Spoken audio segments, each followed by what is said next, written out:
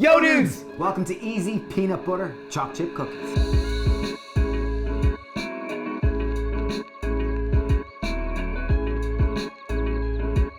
So we use oats here, and the beautiful thing about this recipe is that they're chewy, they're crunchy, they're gooey, and they're incredible. And every little ingredient can be interchanged. So for anyone who's going to shorten ingredients, this is perfect. Okay, first step, we have a big mixing bowl. Into our mixing bowl, we are going to add...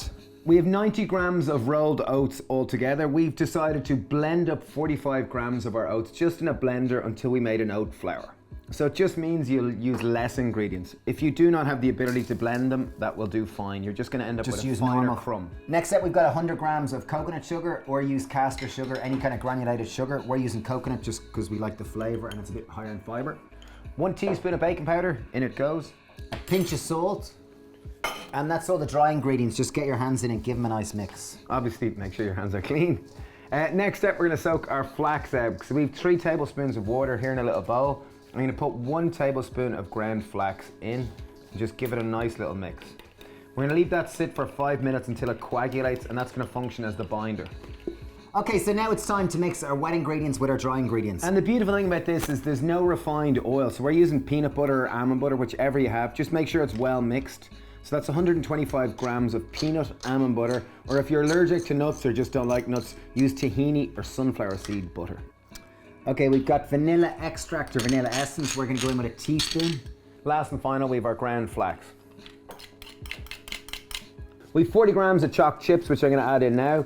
We've gone with 55% cocoa solids. Use whatever type you have. We've left a few chips just for the top, just to put in each cookie. Okay, so whether you're, I don't know, this is one that if you don't like touching food, obviously use tools. I find my hands are the best for this. Just make sure they're well washed and get your hands right in there and mix it.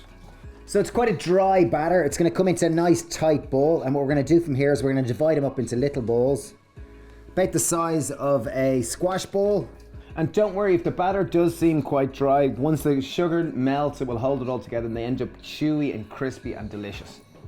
Lay down our little squash balls, just flatten them out. If your batter is a tiny little bit dry, just add a tablespoon or 2 of water. They'll just end up a lot stickier and easier to handle. And don't worry, the water will evaporate during the cooking process.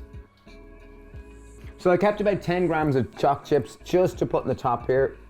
It means they're just going to be gooey and they really look chocolatey in the top, so just put a few extra chips. Okay, so we've preheated the oven to 180 degrees. We're going to bake for 12 to 14 minutes.